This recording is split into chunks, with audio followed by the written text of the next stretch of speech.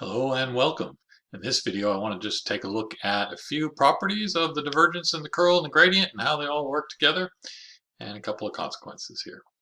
So let's start off with the theorem. It says that if a vector field F, which is P comma Q comma R, is a vector field in R3 with P, Q, and R having continuous second partial derivatives, then the divergence of the curl of F is zero. Okay. And the proof, all of this stuff just kind of strikes me funny. The proof looks like this. Just the way it's written, it looks like what we would have called a scalar triple product in either Calc 3 or in linear algebra when we were learning about vectors and cross products and dot products. But this is a scalar triple product. It tells you the volume of the parallelepiped um, determined by three vectors. So those three vectors are the edges, and then you just extend parallel to each of those to make a little squashed kind of cube thing called a parallelepiped.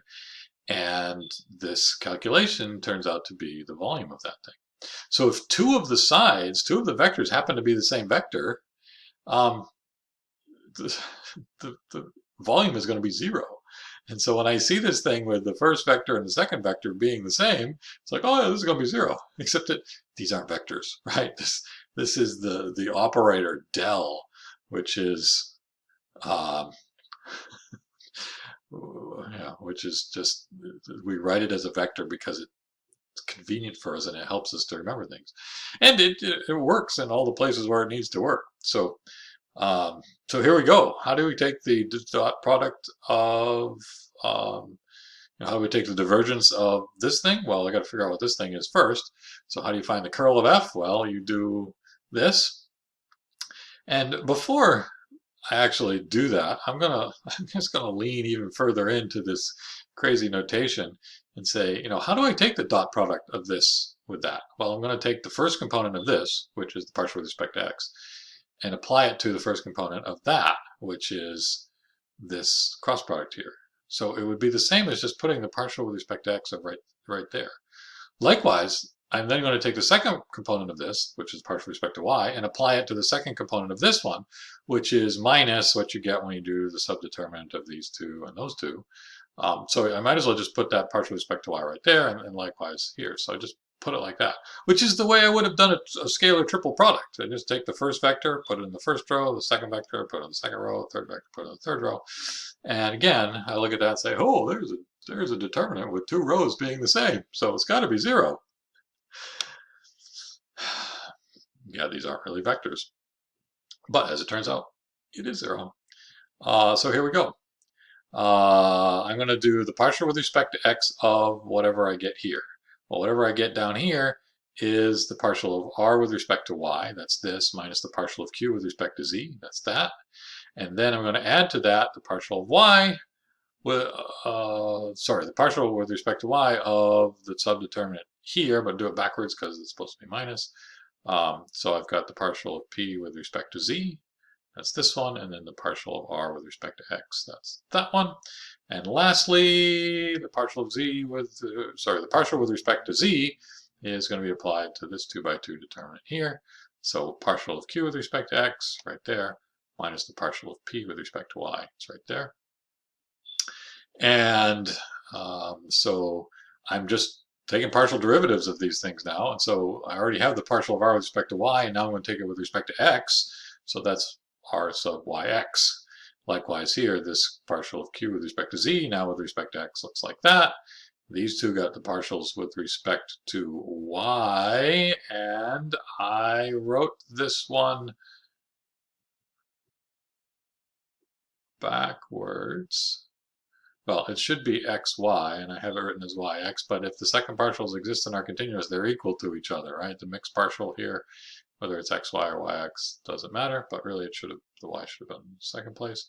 And likewise here, this is qxz minus pyz. But as we notice, this one and this one are the same.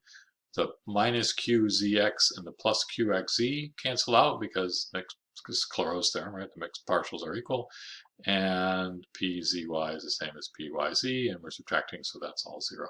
So this does turn out to be zero, but Not really for the same reasons why a determinant with two equal rows would turn out to be zero. This is because you've got something else going on, namely Clairaut's theorem and having mixed partial derivatives being equal to each other.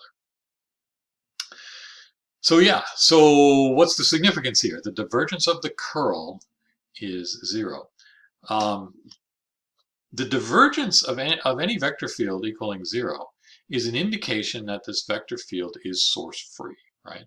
There's no sinks, there's no sources. So any vector field may have sinks and sources, but when you take the curl of that vector field, that does not, right? That the curl of any vector field is source free, right?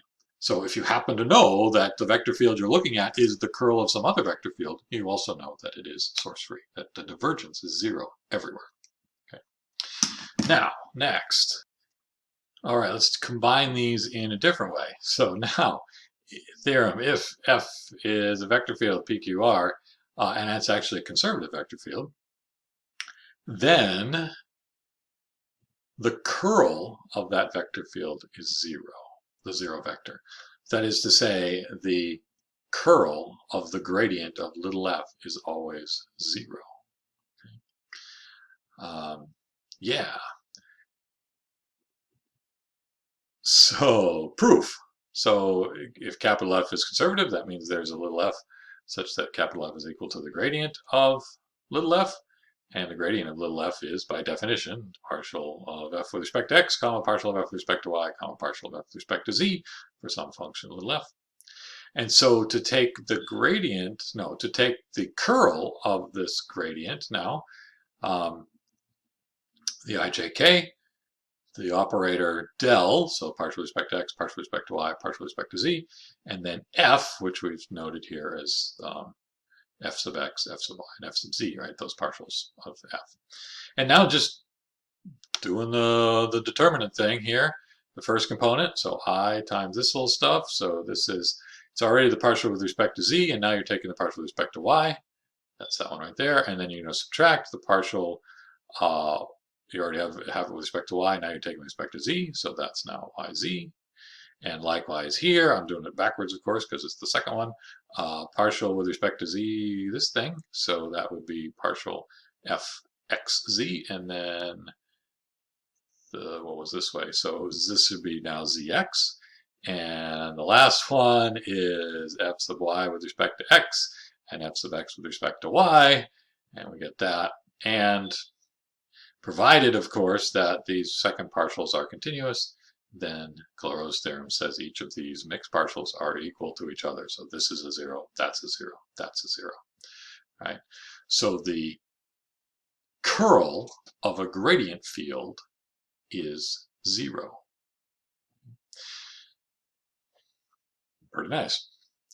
Let's take a look at some other combinations of these three div, grad, and curl here.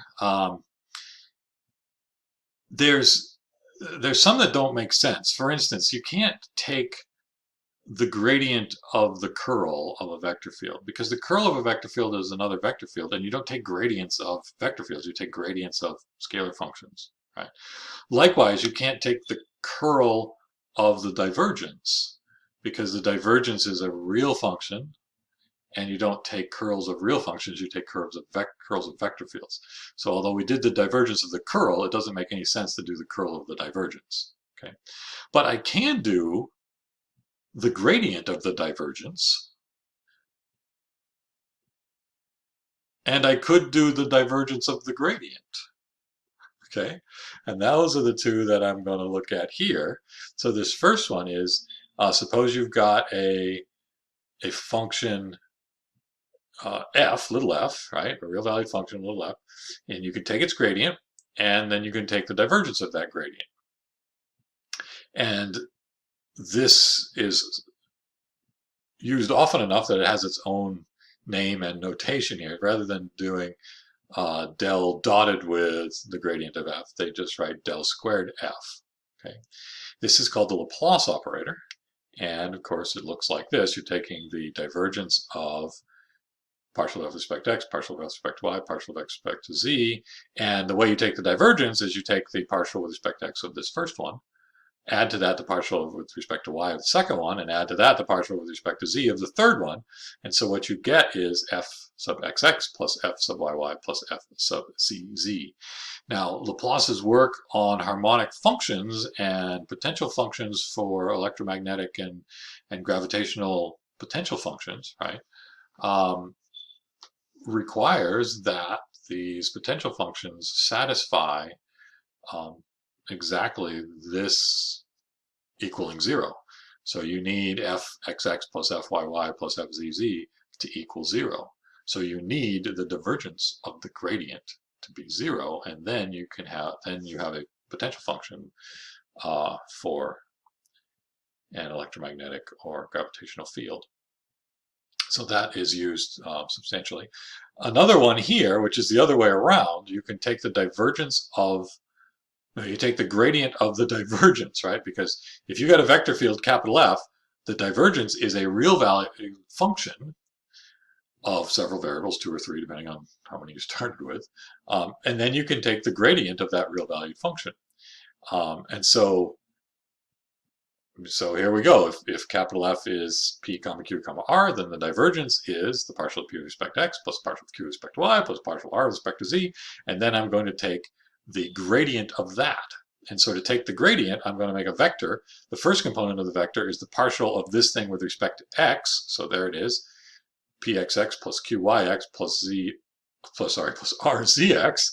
And then the second component is that same thing, but now take the partial with respect to Y.